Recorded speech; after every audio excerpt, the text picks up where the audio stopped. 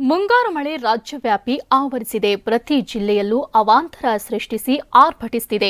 ಹಳ್ಳ ಕೊಳ್ಳಗಳು ಉಕ್ಕಿ ಹರಿಯುತ್ತಿದ್ದು ಕೆಲವು ಗ್ರಾಮಗಳು ಸಂಪರ್ಕವನ್ನೇ ಕಳೆದುಕೊಂಡಿವೆ. ಅತ್ತಾಪುಣೆಯಲ್ಲಿ ಮಳೆ ಪ್ರವಾಹವನ್ನೇ ನಿರ್ಮಿಸಿದ್ದು ವಾಹನ ಸವಾರರು ನಿವಾಸಿಗಳು ಪರದಾಡಿದ್ರು. ಹಾಗಾದ್ರೆ ಮುಂಗಾರು ಆರ್ಭಟ ಹೇಗಿತ್ತು ಬನ್ನಿ ನೋಡೋಣ.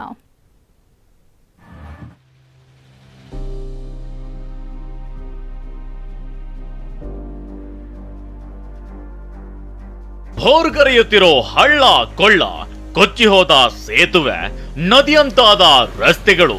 ಅಬ್ಬಬ್ಬ, ಮುಂಗಾರು ಹೊಡೆತಕ್ಕೆ ರಾಜ್ಯದ ಹಲವು ಜಿಲ್ಲೆಗಳಲ್ಲಿ ಒಂದಿಲ್ಲ ಒಂದು ದಿನ ಎಂಬಂತೆ ಅವಾಂತರಗಳದ್ದೇ ದರ್ಶನವಾಗ್ತಿದೆ.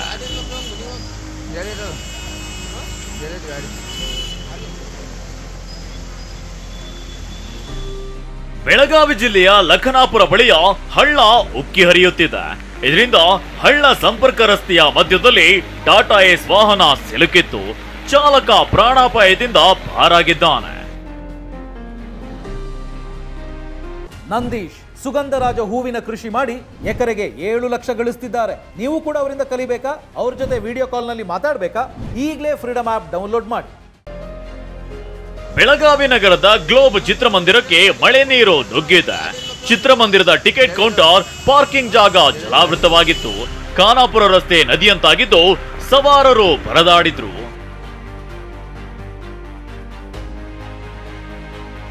ಬೀದರ್ ಪಟ್ಟಣದಲ್ಲಿ ಅರ್ಧ ಗಂಟೆ ಸುರಿದ ಭಾರೀ ಮಳೆಯಿಂದಾಗಿ ರಸ್ತೆ ಕೆರೆಯಂತಾಗಿದೆ. ನಗರದಲ್ಲಿನ ತರಕಾರಿ ಮಾರ್ಕೆಟ್ಗೆ ಮಳೆ ನೀರು ನುಗ್ಗಿ ವ್ಯಾಪಾರಿಗಳು ಫಜೀತಿ ಪಡುವಂತಾಯಿತು.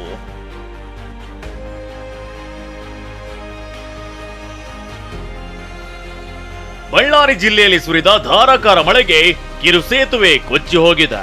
ಇದರಿಂದ ಸಂಡೂರ ತಾಲೂಕಿನ ತಿಮ್ಮಲಾಪುರ ಗ್ರಾಮಸ್ಥರಿಗೆ ಸಂಕಷ್ಟ ಎದುರಾಗಿದೆ. ಮುರಿದ ಸೇತುವೆ ಮೇಲೆ ಜನ ಓಡಾಡ್ತಿದ್ದಾರೆ.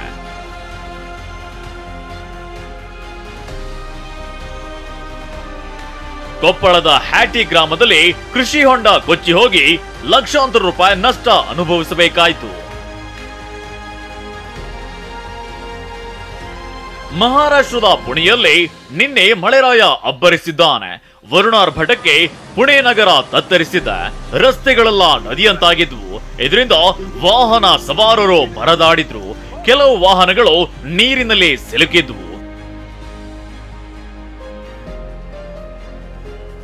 ಇಷ್ಟೇ ಅಲ್ಲ, ತಗ್ಗು ಪ್ರದೇಶದ ಮನೆಗಳು ಜಲಾವೃತವಾಗಿದ್ವು. ಗಾಳಿ ಮಳೆಗೆ ಮನೆಗಳ ಶೀಟ್ಗಳು ಹಾರಿ ಹೋದ್ವು. ಇತ್ತ ಮಕ್ಕಳು ಮಂಡಿಯುದ್ದದ ನೀರಿನಲ್ಲಿ ಕ್ರಿಕೆಟ್ ಆಡಿದ್ರು. Bureau report, ಟಿವಿ9.